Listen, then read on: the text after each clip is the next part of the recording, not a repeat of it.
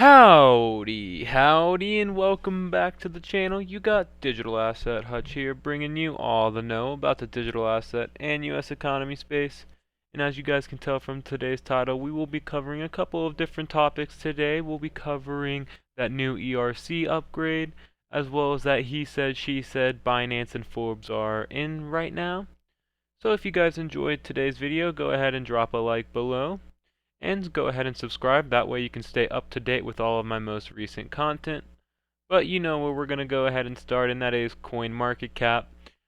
You see here that we have cryptos coming down, because that was at around 23,000 at one point. And you can see here that that Bitcoin dominance is still hovering at 42.43, and that market cap is surely, but looks like it could possibly dip down below the 1 trillion. So that is something to pay attention to. And you can just see here that over the last 24 hours we have seen a nice 2 to 3% increase for those top two holdings. And you can see that we actually haven't had that much price change over the last month with that monthly close. And we'll go ahead and cover that a little bit later in the video. And you can see here with the CBBI, that's coming in at 16. So we are having a little pullback and a little choppiness right now, which isn't unexpected after a nice run up that we did have in January. And now we're just, staying there while we wait for those moving averages to catch up to us. But today we're going to go ahead and start with a cool little Twitter video that I thought that y'all would enjoy. And it's just people using Bitcoin to buy things. Yeah, actually, I have zero cash right now. So, perfecto. So I thought that was cool and thought it would highlight this for you, because it does just show another example of use cases for Bitcoin, Ethereum, any of these cryptocurrencies out there. But let's jump into those stories that I highlighted earlier, and we're going to start off with this ERC, Ethereum Smart Account Upgrade. Now I think this is really cool, and it is a perfect transition off of that Bitcoin video, because essentially what this upgrade has done is made it easier for people to now get onboarded into crypto. So as you can see here, Smart Accounts is enabled with that launch of the ERC-4337 or 4337 or 4337, and it's now available on Ethereum. So now what exactly does that mean? Well, you know how everyone is scared about losing their seed phrases and things of that nature? Well, now users will no longer need to write down those seed phrases, which, as you can see, people never really wrote down it. They probably etched it into the metal, put it in a safe, but now it makes that technical process a lot easier to enter the decentralized world. So how are they kind of doing that? They're doing it in a couple of ways. So they're using your smartphone now as your actual hardware wallet.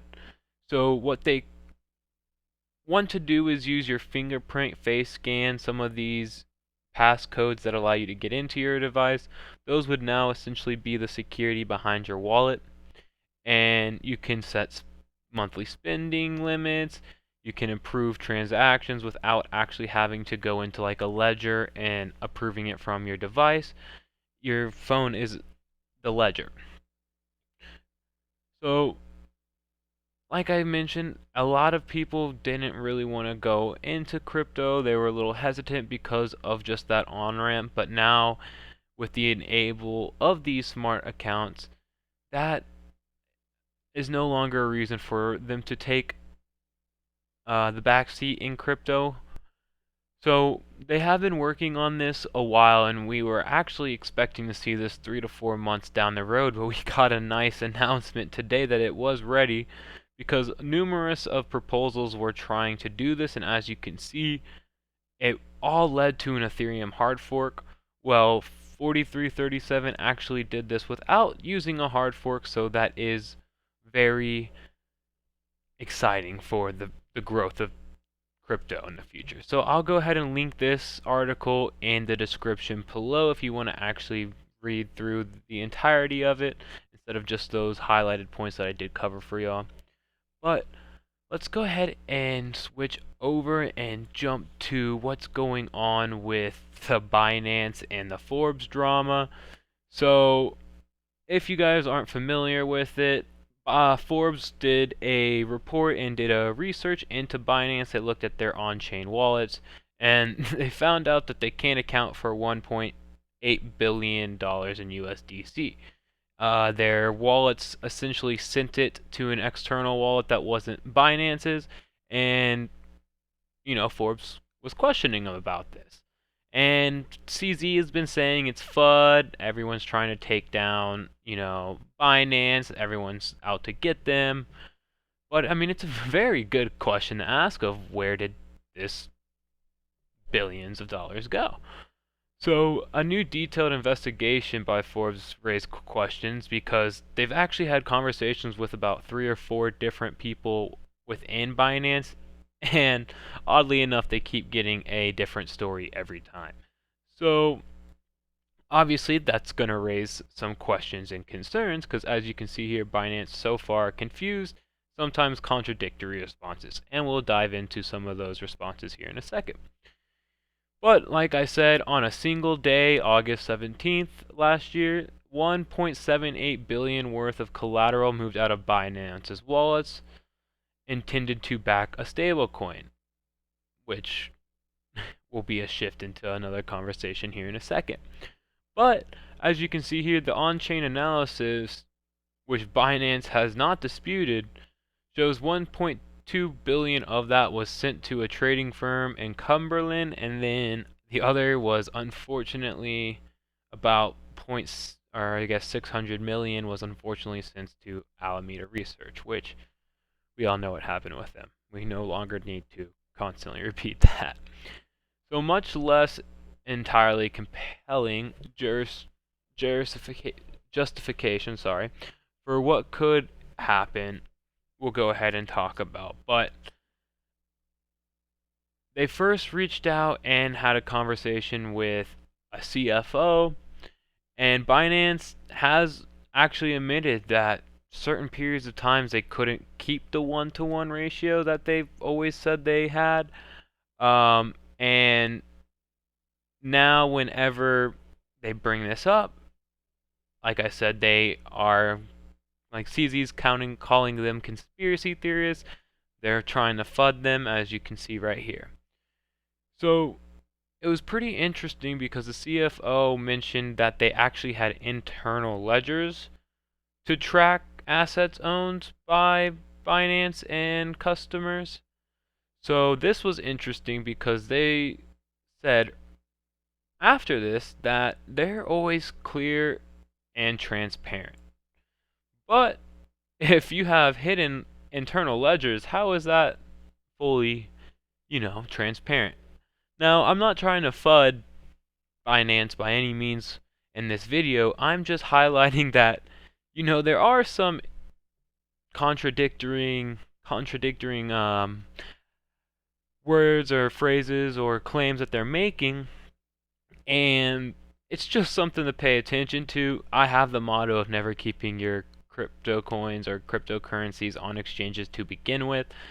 Now, I'm not saying don't use Binance and these exchanges to, swap coins or maybe cash out to your bank account, but do not use it as a wallet. Get yourself a ledger, get yourself a trust, Exodus if you don't want to get a cold wallet or have the money to spend on one of those. Don't leave it on these because clearly we never know what they're saying, as you can tell just from the contradicting points they've made to Forbes. CZ is claiming FUD, which some of it could very well be FUD, but also some of it is clearly true because they've contradicted themselves. So just wanted to highlight that for you, and I think it is that perfect kind of segue into the reason why CoinBase actually delisted BUSD or Binance USD. Now, just to make sure y'all know, Binance USD is not related to Binance's company in any way. Binance USD is part of Paxos, but Paxos and Binance had an agreement that Binance's name would be on the coin just for promotional and marketing standpoints. But the reason why they actually removed that stablecoin is due to the liquidity concerns, saying that they don't believe that assets are actually backing it, or there's not enough assets backing it. So if you do have your crypto in BUSD, I would suggest moving it out of that stablecoin.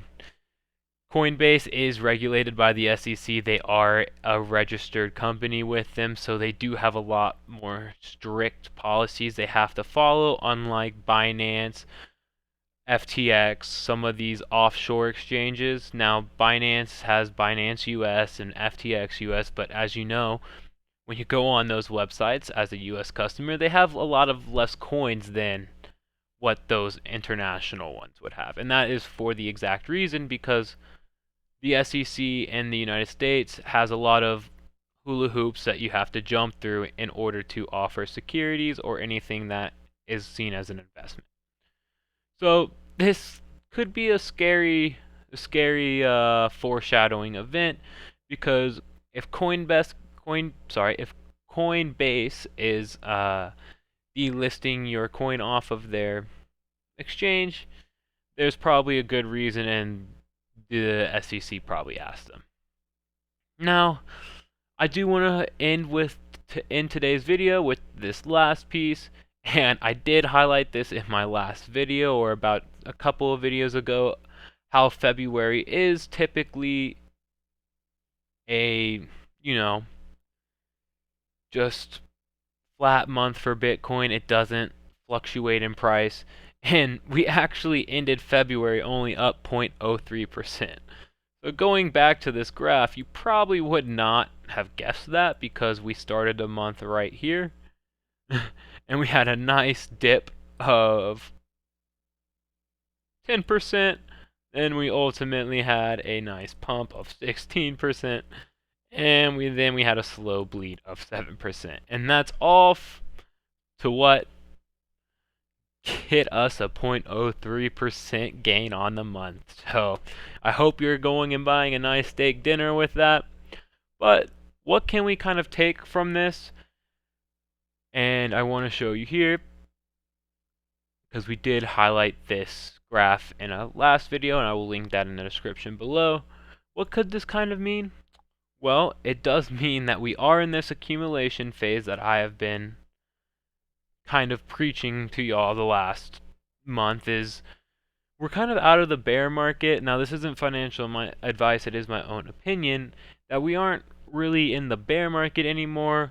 We might see a new low, but I couldn't see us dropping like 20 to 10% from our current not current all-time low, just our current local low.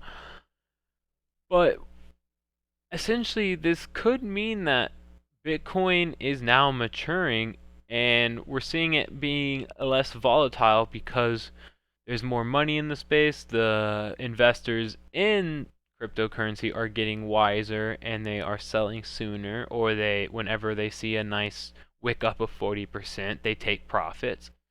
And you can just kind of see that here with month gangs recently. So we're not seeing these 170, 33, 400 anymore. Back in 2017, 50, 65. You've noticed as we're starting to get closer, even in the last bull run, we only hit 50 once. Now, in 2017, we hit 50 a couple of different times throughout that bull market. So I do think Bitcoin will still go up in the future. I still think we have a chance of hitting 100K by the end of the bull market in 2025. But this could be good news to come, because it just means more adoption, more people are getting into the space, and that is why we are seeing the volatility kind of decrease. Now, it is still going and moving a lot more compared to the stock markets or your traditional markets, but I thought that was important to highlight for you, because it doesn't look like we are having those 2,000% gains anymore. So That is, well, 2,000% gains like in a month, I should say, which I don't think we actually ever had, but so like 400, we won't really see any more of those, but we could still see, 30-40%. We might get another 50, and that will be a good actually question to answer in the comments below is, do you think Bitcoin will ever have another month that it gains 50%? As you can see, in January we almost hit 40. But that's all I have for y'all today. If you guys enjoyed today's content, like I said, drop a like below. But stay safe out there. Bye-bye.